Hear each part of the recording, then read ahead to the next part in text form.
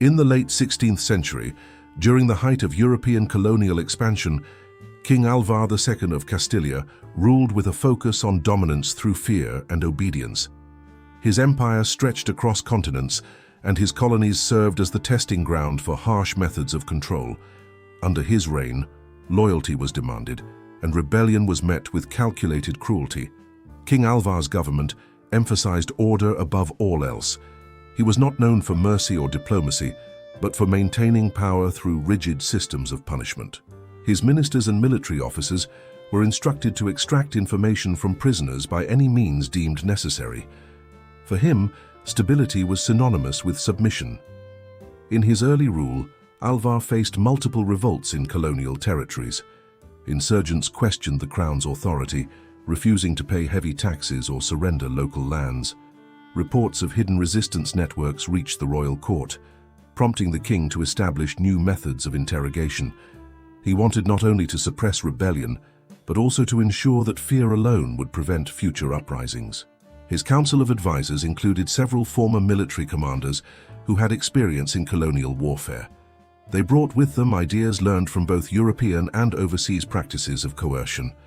Among them was General Mateo de la Roca, a man who had spent years in the Philippine and Caribbean colonies. It was through his influence that the water cure would later emerge as an institutionalized form of torture. King Alvar's legal code reflected the belief that pain could reveal truth. His judiciary was structured to grant interrogators broad authority, particularly in cases of sedition and treason. The king viewed confession as the highest form of justice, equating silence with guilt. He was recorded as saying that a loyal subject has no reason to hide his truth. This ideology became the moral justification for physical coercion in the name of the crown. While Alvar himself rarely witnessed the punishments, he demanded detailed reports of their outcomes.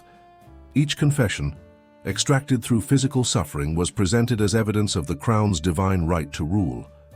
The more confessions obtained, the more legitimate his authority appeared. Torture was not seen as brutality, but as a necessary instrument of governance. Under Alvar's directive, colonial governors were expected to enforce order using consistent tactics. Many local administrators relied on imprisonment, starvation, or beating. But in the colonies where rebellion ran deepest, these methods proved insufficient.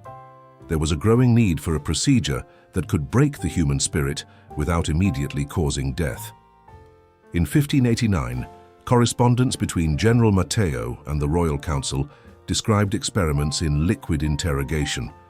The reports claimed that water could be used to simulate drowning internally, creating a sensation of suffocation while leaving few external marks. This innovation appealed to the crown because it combined effectiveness with deniability. Prisoners could be forced to confess while maintaining the outward appearance of life and health. King Alvar's physicians were consulted on the method's safety.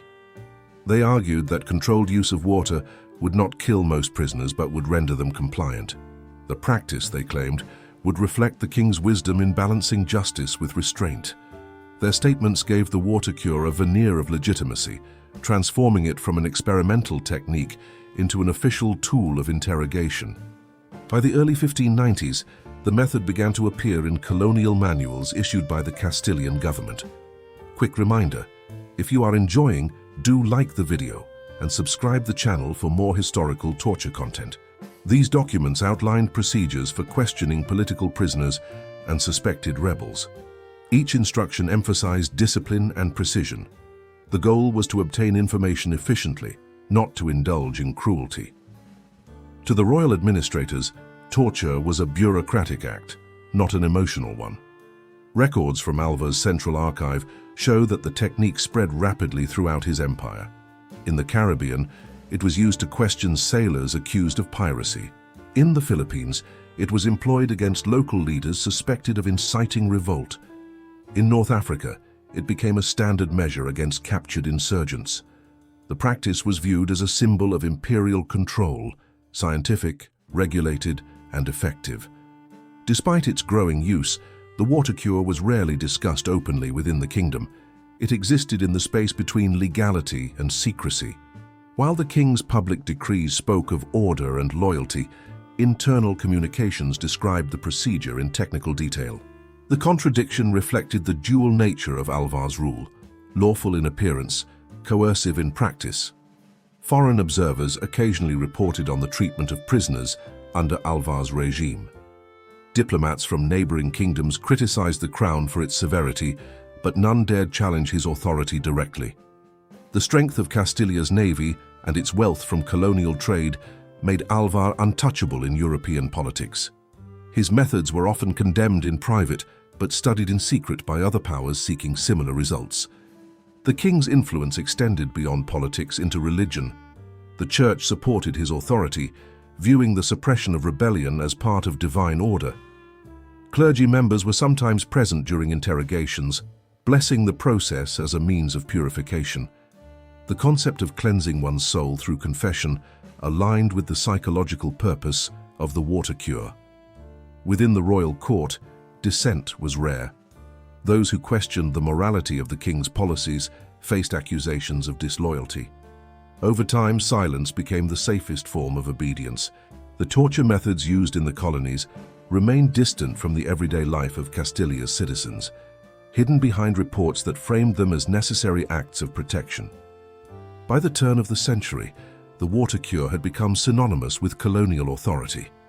It represented both the empire's reach and its capacity for control. For King Alvar, it was proof that his governance extended not only over land and people, but also over the very limits of human endurance. Although the king never personally devised the method, history would forever associate his reign with its use.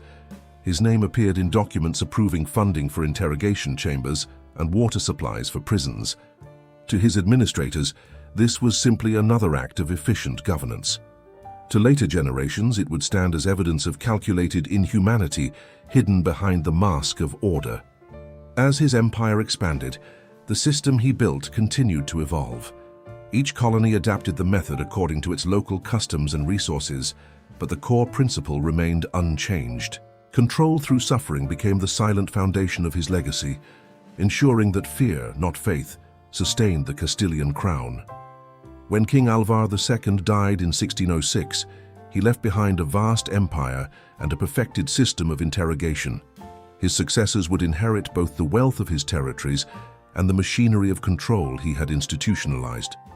The water cure would continue long after his death, spreading beyond Castilia's borders into the practices of future empires, a reflection of how one ruler's pursuit of obedience reshaped the ethics of power. During the reign of King Alvar II, the water cure became an institutionalized system of interrogation. It was not improvised brutality, but a structured process, codified through military and judicial protocols. The method was carefully documented in colonial archives, where officials recorded each stage to ensure consistency. Its use reflected the administrative precision that characterized the king's rule. The procedure typically began with the capture of a suspect accused of treason, rebellion, or espionage. Once imprisoned, the individual was stripped of rank and name, referred to only by a number in the records. The goal was to remove identity before interrogation began, reducing the prisoner to an object of examination. Every aspect of the process was designed to erase dignity and assert dominance. The interrogation room was deliberately simple. A long wooden bench served as the main platform, often tilted at a downward angle. Ropes were used to bind the prisoner's arms and legs, restricting any movement. A funnel or cloth was placed in the mouth, connected to a water jug or a small barrel. Buckets of clean and sometimes dirty water stood nearby, depending on the colony's resources. Interrogators were trained to control the flow of water with precision. Too little, and the subject might resist without confessing. Too much, and the prisoner could die before yielding useful information. The art of the water cure lay in maintaining the fine balance between survival and suffocation. The sensation was intended to mimic drowning while ensuring the victim remained conscious. The process began with verbal questioning. Prisoners were asked to confess their crimes or reveal accomplices. When silence persisted, the command was given to begin the pouring. Water entered the mouth and nose, filling the stomach and airways. Within minutes, the body reacted violently. Muscles tensed, veins bulged, and the lungs fought to breathe against the flood. The interrogator observed these signs to measure progress. Unlike other tortures of the period, the water cure left minimal external marks. This made it ideal for official use. Reports to the Crown could claim that no visible harm had been inflicted. The victim's suffering occurred internally, hidden beneath the skin. The physical damage, however, was severe. Many suffered ruptured stomach linings, damaged lungs, and long-term organ failure. Colonial doctors were often present to monitor the subject's condition. Their role was not to heal, but to ensure the prisoner did not die prematurely. They recommended intervals of rest between rounds to prolong consciousness. The records describe how victims were sometimes revived with vinegar or cold water before the process resumed. Survival was considered proof of resilience, not mercy. The interrogation typically lasted several hours. Some prisoners confessed within the first hour, while others endured multiple sessions over several days. Each confession was recorded by a clerk who stood nearby, ensuring the information could be filed for the king's administration. The statements were later reviewed by judges to validate the legitimacy of the evidence. In official documentation, the process was framed as liquid questioning. The terminology avoided words like torture or punishment. Instead, it was presented as a scientific and procedural act, aligning with the era's bureaucratic language. By reclassifying torture as inquiry, the state shielded itself from moral scrutiny. The method became part of the legal framework of empire, not an aberration from it. The water cure was applied in different forms across the colonies. In the Caribbean, interrogators used seawater, which caused additional pain due to its salt content. In the Philippines, bamboo funnels were crafted for precise control. In North Africa, desert camps replaced water with diluted vinegar to intensify burning sensations. The variations reflected adaptation to local environments, yet the central principle, induced drowning without death, remained constant. Military manuals described the technique in clinical terms. They included sketches showing the proper angle of restraint and the amount of water to administer. These manuals were distributed to regional commanders and judges who oversaw enforcement. Compliance with procedure was considered a sign of discipline, not cruelty. Any deviation could be punished as negligence. The role of religion in legitimizing the water cure was also significant. Priests were sometimes invited to observe, offering blessings before or after the session. They believed that forcing confession purified the soul. This theological endorsement reinforced the Crown's claim that the method served divine justice. The merging of faith and control allowed the empire to justify its violence through spiritual language. Victims of the water cure came from varied backgrounds. Some were colonial rebels, others were soldiers suspected of betrayal, and a few were ordinary citizens caught in political conflicts. Regardless of origin, once accused, the process treated all equally. Interrogators were instructed to disregard social rank. This uniformity gave the method an air of impartiality within the empire's rigid hierarchy. In rare cases, the prisoner did not survive. When death occurred, the cause was recorded as accidental suffocation. The absence of external wounds made it easy to conceal. Bodies were buried quietly, and families were told the death resulted from illness or exhaustion. The secrecy maintained the illusion of order and humanity within the colonial administration. Among the interrogators, the technique was viewed as both an art and a science.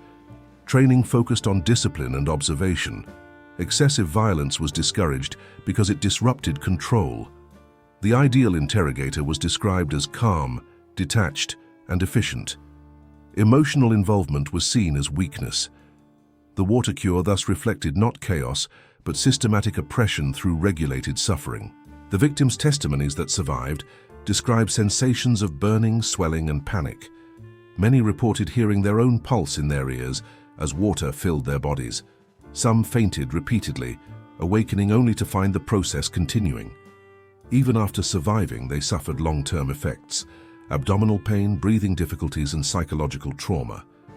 Yet such consequences were never acknowledged in official documents. The method's endurance came from its effectiveness in producing confessions. Whether true or false, the information obtained satisfied the empire's bureaucratic demands. Each signed confession was entered into the royal archives as proof of justice served. The truth of the statement mattered less than the existence of submission. Torture became a mechanism of paperwork, not morality. By the early 17th century, the water cure was no longer limited to colonies. Reports indicate that similar techniques appeared in mainland prisons. Political dissidents, foreign spies, and accused heretics faced the same procedure once reserved for colonial subjects. The boundary between imperial governance and domestic control had dissolved. The efficiency of the water cure ensured its survival for centuries. Even after King Alvar's death, his successors maintained its use, citing the method's proven reliability. Manuals were updated, and physicians refined the practice. It became part of the inherited machinery of interrogation, transcending its origins to influence later European and colonial administrations. The water cure thus evolved from a colonial tool into a global symbol of controlled cruelty. Its simplicity, effectiveness, and bureaucratic legitimacy allowed it to endure across political systems and historical periods. In every era, it represented the same principle: that power, when disguised as procedure, could redefine the limits of human endurance. After the death of King Alvar II, his empire entered a period of consolidation. The water cure, once confined to colonial prisons, became an accepted element of statecraft across Europe. Successive rulers maintained its use, citing its precision and efficiency in extracting confessions. What began as a colonial experiment had transformed into a global method of institutionalized interrogation. By the 17th century, Spanish and Castilian military officers who had served under Alvar brought the method to other territories. It appeared in European conflicts where captured enemies were questioned using controlled drowning. Records from the 30 Years' War mention its use on prisoners accused of espionage. The process was identical to that used in the colonies, measured, supervised, and justified as a means to preserve order. Over time, the water cure spread through imitation rather than decree. French and Dutch officers, observing its success, adapted it to their own colonial systems. It crossed continents, appearing in Southeast Asia, Africa, and the Americas. Each empire modified it to local conditions, but the fundamental purpose remained unchanged: to obtain information through the fear of internal drowning without visible injury. In the 18th century, European physicians began to analyze the method in medical journals. Some argued that it was safer than mutilation, as it caused no immediate disfigurement. Others warned of long-term internal damage, citing cases of ruptured organs and pulmonary distress. Yet these medical objections rarely translated into moral opposition. The debate remained confined to technique, not ethics. As centuries passed, the water cure evolved with technology. Funnels were replaced with hoses, wooden benches with reinforced platforms, and controlled measurements replaced crude estimates. The method's precision grew, allowing interrogators to maintain victims at the brink of death for longer periods. Bureaucratic language continued to frame it as hydration-based questioning or liquid interrogation. The terminology sanitized the reality of torture. By the 19th century, the method had become deeply embedded in military institutions. Colonial officers used it not only for punishment, but also as a tool of deterrence. The fear of undergoing the water cure often proved more effective than its application. It became both a psychological weapon and a physical one, demonstrating the state's power to control the boundaries of survival. Even as political systems changed, the logic behind the water cure endured. In the 20th century, similar techniques reappeared under new names, often referred to as waterboarding. Despite advancements in law and human rights, the core principle persisted: simulating drowning to extract obedience. The evolution of the method revealed how old practices could survive through adaptation and reclassification. Today, historians recognize the water cure as one of the earliest documented examples of systematic torture justified by bureaucracy. Its endurance across centuries illustrates the intersection of science, law, and control.